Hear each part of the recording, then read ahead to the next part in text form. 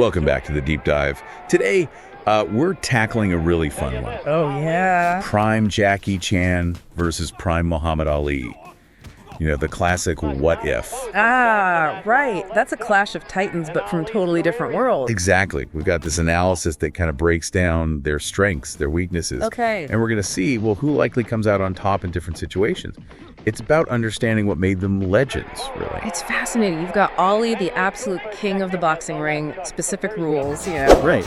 And then Chan, well, he's this martial arts whirlwind, way more improvisational. Okay, let's dig into Ali first. The analysis hammers home his unmatched speed, reflexes, and power. Yeah, that's the core of Ali, isn't it? Totally. It mentions his footwork, poetry in motion, lightning punches, and that ability to take a hit and just come back harder. And don't forget ring generalship. That's huge. Right, ring generalship. What does that actually look like in a fight? Can you unpack that a bit? Sure. It's basically controlling the fight, the space, the pace. Ali was brilliant at it. Okay. He dictated where the fight happened, when the exchanges happened, made it really hard for opponents to, execute their own game plan. So keeping Chan maybe at the end of his punches, limiting those acrobatic moves. Exactly. Controlling that distance would be absolutely crucial against someone with Chan's style. Makes sense. Okay, let's switch gears. Jackie Chan. The master of controlled chaos, maybe? Yeah. Described here as a martial arts virtuoso, knows Hapkido, Kung Fu, Taekwondo. Multiple styles, yeah. And the analysis points to his acrobatic agility, creativity, and pain tolerance.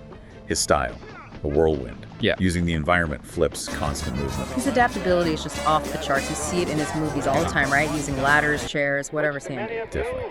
But the analysis does make a point. He's more known as a stunt performer, maybe, than a pure competitive fighter. That's fair. And crucially, it says he never faced anyone with Ali's kind of raw, focused punching power. That's a different beast entirely. Could that adaptability, though, could it maybe find openings in a boxer's stance if they're outside the ring? Interesting question. Maybe exploit things that aren't weaknesses in boxing, but become vulnerabilities outside of it? All right, let's jump into the hypotheticals. Scenario 1, boxing ring. Rules apply. Yeah, the analysis seems pretty clear on this one. Inside the ropes, it's Ali's world. His mastery of boxing, the footwork, the speed, the power. Probably too much for Chan in that specific environment. That's the conclusion here, summed up as too fast, too strong, Ali. Pretty definitive for that scenario. Okay, but then scenario 2, take them out of the ring, no rules, street fight.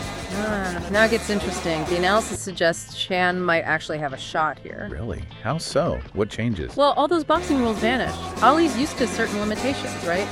Chan's improvisation, his willingness to use anything, the sheer unpredictability, that becomes a much bigger factor. It could disrupt Ali's rhythm. Make it harder for Ali to just rely on his pure boxing skill set. Potentially, yeah.